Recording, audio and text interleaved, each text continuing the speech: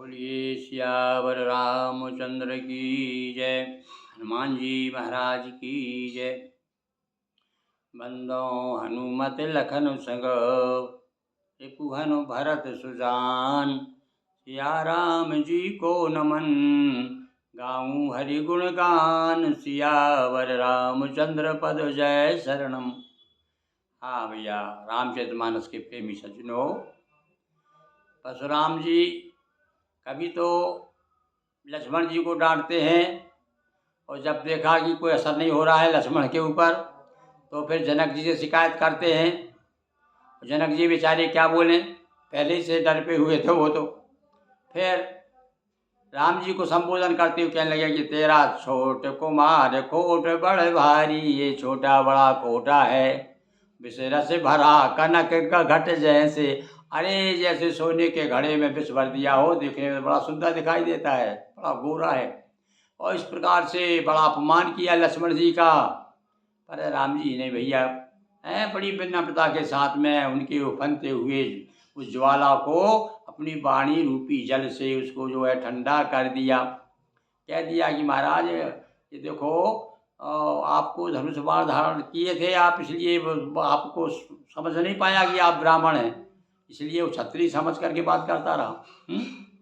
और फिर देखा ना, देख कुठार बाण धनुधारी भई लरिकन ऋषि। अरे आपको कोई महान योद्धा समझा? वाकई में आप योद्धा तो हैं, पर आपको उसने यही समझा, योद्धा समझ के बात की। तो क्षत्रिय क्षत्रिय से क्षत्रिय ऐसी बात करेगा।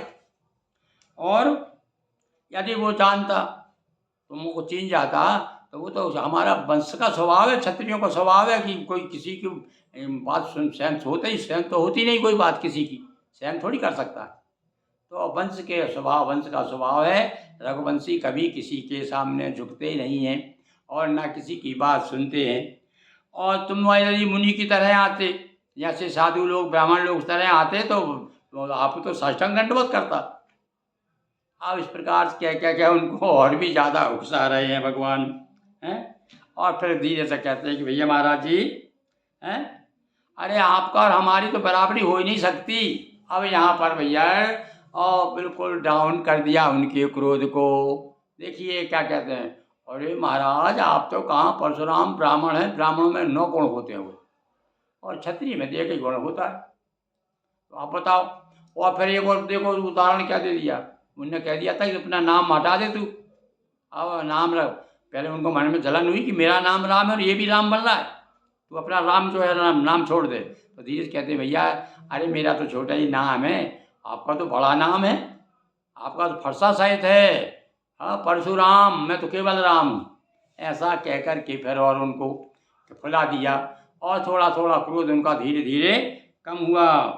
और कहा क्षमा चूक या न जानत के। अरे भैया गलती तो हो गई महाराज जी, पर कभी कभी क्या अनजाने में जो भूल हो जाती है उसे विद्वान लोग क्षमा कर देते हैं, और जानबूझ के जो करते हैं और फिर साथ में अनजाने में भी हो गए, साथ साथ में क्षमा भी मांग रहे हैं हम। तो क्षमा चूक या न जानत केरी, अनजान में जो काम हो गया है उसके लिए आप क्षमा कर दीजिए। और फिर क्यों कर दीजिए, कारण बताया, क्योंकि भैया आप ब्राह्मण हैं और ब्राह्मण के बारे में बताते हैं भैया, ब्राह्मण के हृदय में बड़ी कृपा होती है और बड़ी कृपा, खुश रहो, जो मिल जाए आँख मूंद करके बांटते रहते हैं, कृपा बांटते रहते हैं। तो आप तो ब्राह्मण हैं, तो आपके अंदर में तो और भी विशेष कृपा होना चाहिए। कोई क्षत्रिय होता तो कह सकते हैं भाई इसको सहन नहीं हो रहा।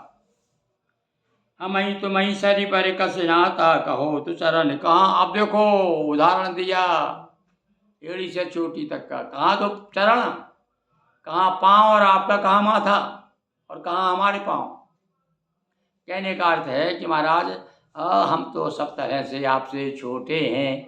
अब यहाँ पर भैया एक तरह से हमारे गोस्वामी जी ने हमारी जो भारतीय परंपरा है ब्राह्मणों को सम्मान देने की, क्योंकि चारों वर्ण में सबसे श्रेष्ठ अपने आचरणों के कारण, अपनी तपस्या के कारण, अपनी विद्वता के कारण श्रेष्ठ माना जाता है। तो इसलिए कहा महाराज हम तो क्षत्रिय हैं, आपके चरण सेवक हैं, और कहाँ चरण और कहाँ माथा यदि बराबरी पे थोड़ी हो सकती है, कहीं बराबर हो सकता है। वैसे देखो अब एक बात और बता दें आप, चरण माथा क्यों कहा, अरे माथा चरण पे ही तो झुकता है भैया, तो महाराज आपको अब झुकना ही है। अब यहाँ हम गोस्वामी जी का ये देखो काव्य वैशिष्ट देखिए, और वहाँ का कहाँ का उदाहरण लाए उन्होंने क्योंकि अभी अभी देखिए थोड़ी देर के बाद में वो चरण में वो जो माथा है ना उनका परशुराम जी का है, वो चरण से भी छोटा हो जाएगा। अभी तो कह रहे हैं कि कहाँ तो चरण और कहाँ माथा। और राम नाम मतुला, राम नाम लघु नाम है हमारा, राम नाम जो है मात्र मात्र 2 अक्षर हैं, पर आपके उसमें 5 अक्षर हैं। तो हर बात तरफ से कहीं कहीं से भी देख लो महाराज, और उम्र में भी यदि देख लो तो उम्र में हम आपसे छोटे हैं, आप बड़े हैं। और आपने अभी तक तो हमने ये कही तो ये कोई को मारा है, आपने तो जान कितनों को मारा है, एक दो को मारा, सबाऊ बाऊ मारी को मार के आए थे। तो यदि इस समय राम और परशुराम की आप तुलना करने बैठे तो राम जी भी खुद पे पर भी देख लो, बता दो तो कह दो भैया कि परशुराम तो हर तरह से श्रेष्ठ थे, पर परशुराम की श्रेष्ठता एक अवगुण ने और उसको मटिया मेट कर दी। कौन सा एक अवगुण? क्रोध का।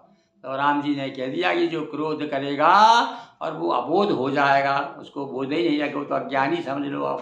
तो इसलिए कह रहे हैं। और अब ये बात देखो हमको एक बात पर पकड़ में आई, देखिए वो क्या कह रहे हैं राम जी कि कहूँ तो कहाँ चरण कहूँ माथा। महाराज कहाँ तो चरण है और कहाँ माथा है। तो कहने का मतलब ये है कि भैया माथा हमेशा चरण के सामने झुकता है, मतलब चरण ही पूज्य होते हैं। और कब होते हैं चरण पूज्य? आचरण से कहा, आचरण से चलो, चरण से नहीं। आचरण आपके अच्छे होंगे, आचरण आचरण यानी चरण की तरफ आ कवा जब आपके आचरण ठीक हो तब, और नहीं तो भैया वो चरण नहीं है, फिर वो फिर क्या है, वो पाँव है बोले हैं। और बल्कि गांव में हम हमारी बुंदेली भाषा में कहें तो कहते घोड़े हैं वो तो। तो और देखो फिर बता दिया, राम देव एक गुण धनुष हमारे और 9 गुण परम पुनीत तुम्हारे। आप में तो 9 गुण हैं। अब सुन लो भैया 9 गुण कौन से होते हैं ब्राह्मण में। अब आप देख लेना भैया, अब हम तो भैया उसमें एक में भी पास नहीं हो पाएंगे हैं। कौन कौन से हैं भैया? लिखा है इसमें शम, दम, तप, शौच, क्षमा, सरलता, ज्ञान, विज्ञान और आस्तिकता। एक आदि मिलेंगे इसमें भैया, ढूंढेंगे। अब तो जब 9 तो किसी भी ब्राह्मण में बिल्कुल नहीं है, पक्के में देख लो, कसौटी करके परीक्षा ले लो, 9 तो कलयुग के ब्राह्मण में तो बहुत ही कठिन है, पर बाकी फिर भी मिल सकते हैं, ऐसी कोई ये नहीं कह सकते भैया। हाँ, चैलेंज नहीं कर सकते क्योंकि आज भी बड़े बड़े तपस्वी ब्राह्मण हैं, बड़े विद्वान हैं, तपोधन हैं, तो इसलिए नहीं कह सकते। तो कहते हैं कि इतने गुण हैं आप में, और हम में तो केवल एक ही गुण है धनुष का, कि बस कोई आ गया सामने निपटा दिया उसे। क्षत्रिय का काम तो रक्षा करना है। तो महाराज हम में तो एक गुण है, पर आप तो 9 गुण हैं। हम में केवल दो अक्षर हैं हमारे नाम में, आपके 5 अक्षर हैं। हमने 2 लोगों को मारा अभी तक, आपने जो है 2000 से ज़्यादा मार दिए होंगे क्षत्रियों को। तो हर तरह से आप जो है, और इस बार हमारे पास केवल धनुष बाण है, आपके पास एक शस्त्र भी ज़्यादा है। कौन सा है? वो फरसा है। धनुष बाण भी थे ना और फरसा भी था, तो फिर भी 3 है उनके पास में, तो इनके पास तो 2 ही हैं केवल, धनुष और बाण। थोड़ा थोड़ी था राम जी के पास। तो उस दृष्टि से भी परशुराम जी बड़े ठहरते हैं, किंतु जितने बड़े थे वो उतने ही छोटे होकर के जाते हैं, हाथ जोड़ करके जाएंगे। देखिए अब आगे, बार बार मुनि विप्रवर कहा राम सन राम, और बोले भगपति सर्व से हंसे तहु बंधु समवाम। अब देखो एक आगे कहीं वो चौपाई शायद इधर तो नहीं है, मुझे वो याद आ रही है उनकी चौपाई गोस्वामी जी की।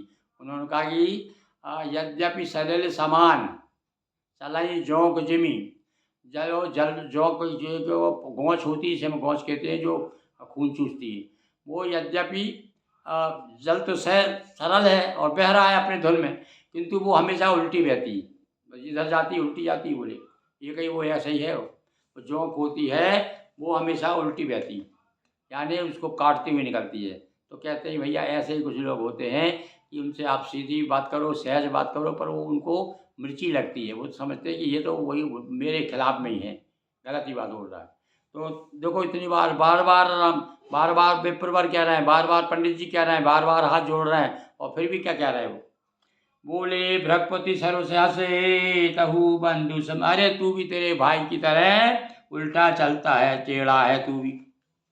देखिए आप, अब इसके बाद में आगे भैया जो है एक दो दोहे और वाद विवाद होता है, और उसके बाद में वही जो उन्होंने चरण माथे की बात कही, तो वो माथा जो है चरण पर झुक करके और जय जय जय जयकार करते हुए वन को चला जाएगा। समझ जाएगा कि अब तो ये क्षत्रिय नहीं है, ये राजा के लड़के नहीं हैं, ये तो हम सब उनके लड़के हैं। समझ में आ जाएगा, परम ब्रह्म परमात्मा है। और भैया ये भी तो उनका ही अंश था, पर यहाँ तो भैया भौतिक दृष्टि से बताइए उनको, हम लोगों के लिए, नहीं तो कथा कैसे कहते हम।